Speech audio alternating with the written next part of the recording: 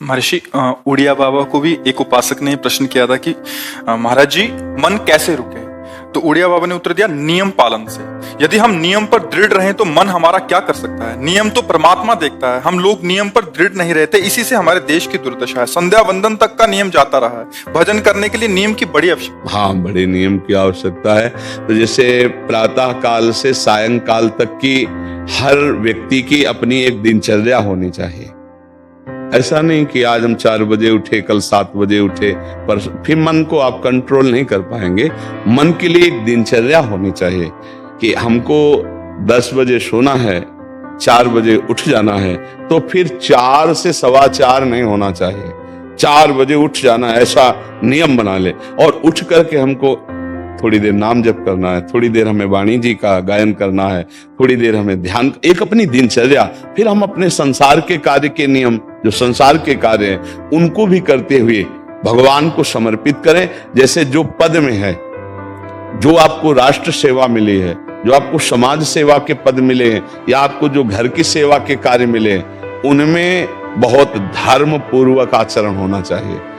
अगर आप अधर्म आचरण करते हैं, अपने पद का दुरुपयोग करते हैं, तो आप सुबह जग करके थोड़ा माला चला लीजिए, फिर भी आपका कल्याण नहीं होगा, क्योंकि आप अपने पद का, अपने सेवा का दुरुपयोग कर रहे हैं। जैसे हम जानते हैं कि अधर्म आचरण है, ये अधर्मी है, हमें पता है दोषी है, और वो हमको कुछ धन दे देता है, और हम उसको मुक्त करवाने की बात सोचते हैं, और जो निर्दोष है उसको फंसा देते हैं।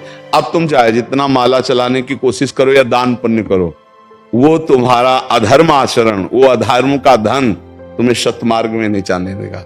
नियम लेना चाहिए कि जिस पद में है, जिस धर्म में है, जिस कर्तव्य में है, चाहे कुछ भी हो जाए, हम अपने कर्तव्य से विमुख नहीं होंगे। जितना जप महान है, उतने कर्तव्य महान है। दोनों बातें समझना है। जब माला फेरा और इसके बाद बेईमानी, अधर्माचरण, इनका कोई नियम नहीं है कि हमें कैसे चलना है, तो वो माला काम नहीं कर पाएगा, क्योंकि उसका तभी सत्य भाव माना जाएगा माला जपला जब धर्माचरण है। धर्माचरण नियम से। बोले वो बड़े कट्टर नियम वाले हैं, उनको घूस नहीं है, आप उनको भयभीत करके नहीं काम करवा सकते, प्रलोभन में काम नहीं करा सकते। ये हमारी गृहस्थी है ना, तो गृहस्थी के पालन के लिए धन चाहिए, और धन के लिए हम धर्म को आगे रखें, धन को नहीं। धर्म को, हमारा कर्तव्य क्या, प्रायः जैसे पूज्य बाबा ने कहा, आज हमारे देश में बहुत दुर्दशा हो रही है। दुर्दशा हो रही, क्यों? क्योंकि सब अपनी जगह से गलत हो रहे हैं। अगर अपनी जगह हम ठीक रहे तो हमारी दुर्दशा नहीं होगी, हमारा भजन कम होगा, लेकिन हम धर्म से चल रहे हैं तो हम विजयी होंगे। हम भगवान को प्रसन्न कर सकते हैं, क्योंकि हमें जो कार्य मिला है वो भगवान का ही कार्य, सृष्टि भगवान का कार्य।